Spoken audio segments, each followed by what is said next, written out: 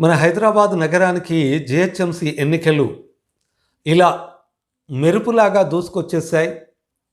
అంతే త్వరగా ఎన్నికలైపోయాయి.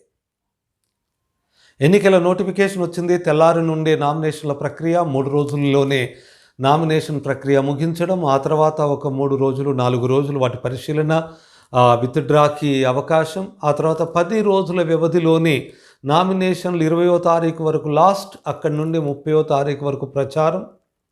30 కాదు 29 వరకే ప్రచారం. 30 ఏమీ లేదు, 1 నాడు ఎన్నికలు. అంటే అంతా ఒక 15 రోజుల్లో ఈ కార్యక్రమం అయిపోయింది. ఎంత అడావుడిలాగా ఒక సునామీ వచ్చినట్టుగా అయిపోయింది. ఈ ఎన్నికల్ని ఒక మహానగరమే, మన హైదరాబాద్ ఒక మహానగరమే, ఇది విశ్వనగరమే, అందులో ఎవరికి సందేహం లేదు. కానీ జరుగుతున్న ఎన్నికలు ఒక నగరానికి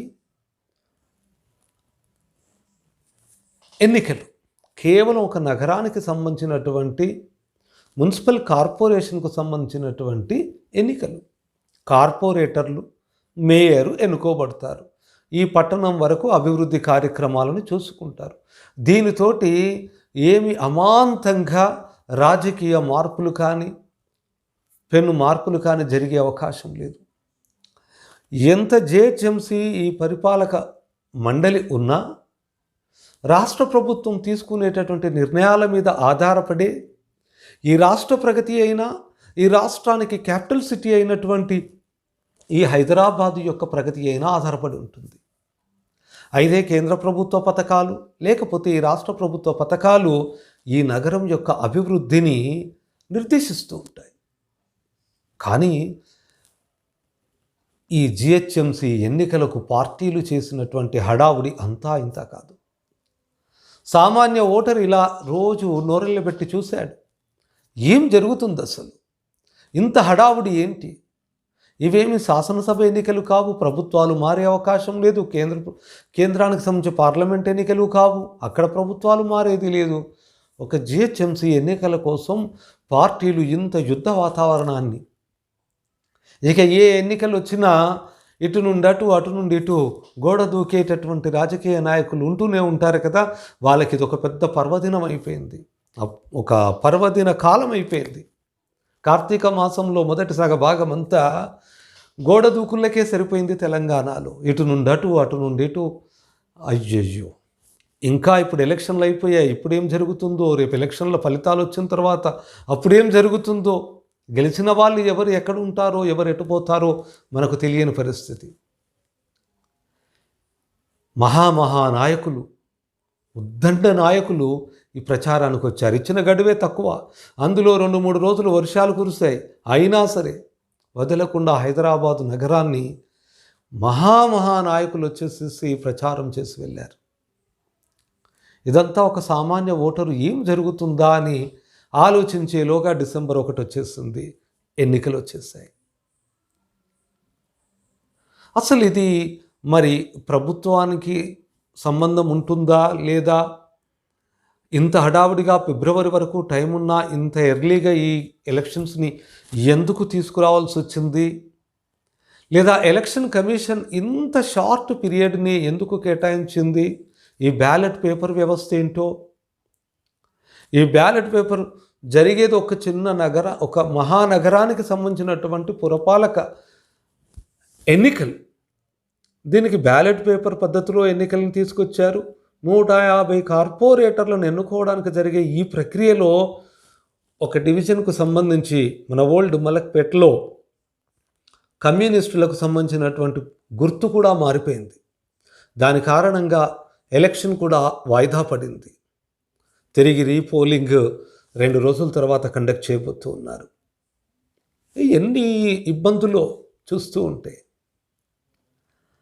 ఈ 150 కార్పొరేటర్లను ఎన్నుకోవడానికి జరిగేటటువంటి ఈ ప్రక్రియలో ఆ బ్యాలెట్ పేపర్ మీద గుర్తుల్ని కూడా సరిగ్గా మనం ప్రింట్ చేయలేకపోయినటువంటి మన నిర్లక్ష్యాన్ని మనమే ఏమనుకోవాలి?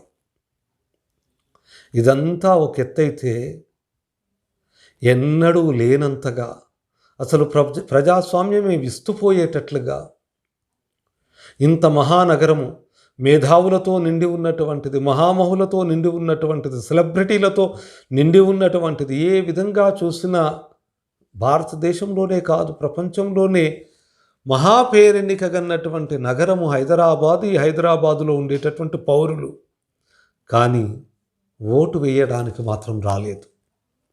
అత్యల్ప ఓటింగ్ నమోదైంది.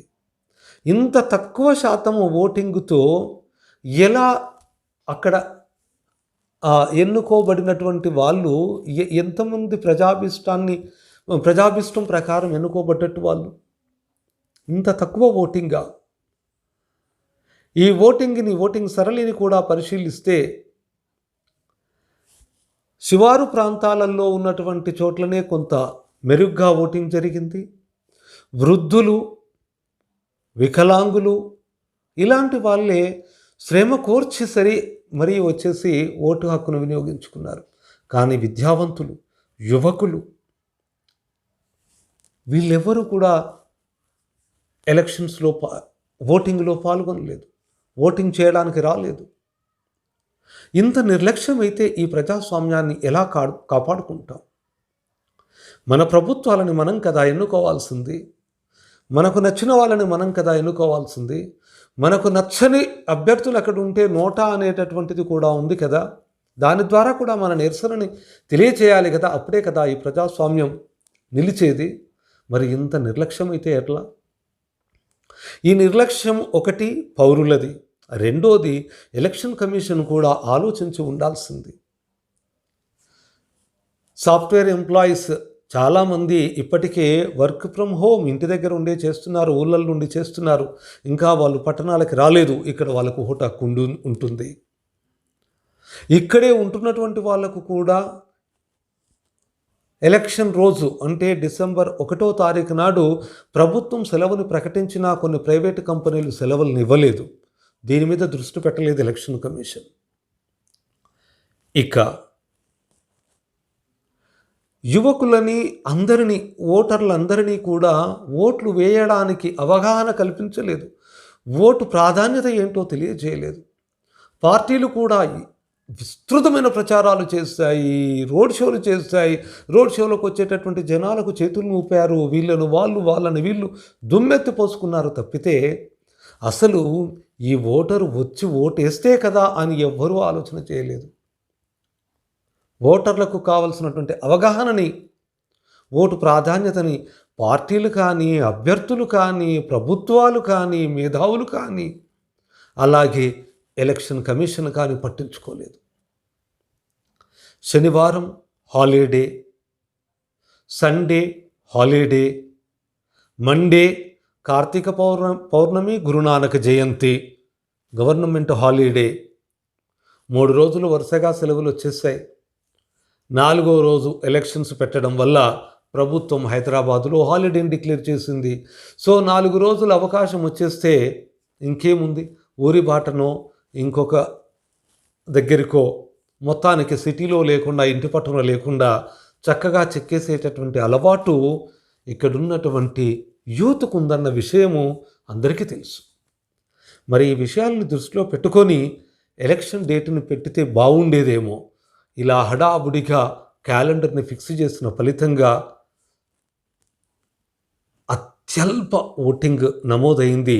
ఇది ఒక రకంగా హైదరాబాదు నగరము, హైదరాబాదులోని మేధావులు అందరూ కూడా తలదించుకునేటట్లుగా, సిగ్గుపడేటట్లుగా చేసింది ఈ ఎన్నికల ప్రక్రియ. దీని గురించి ఎన్నికల కమిషన్, మేధావులు తప్పకుండా ఆలోచన చేయాల్సినటువంటి అవసరం ఎంతైనా ఉంది.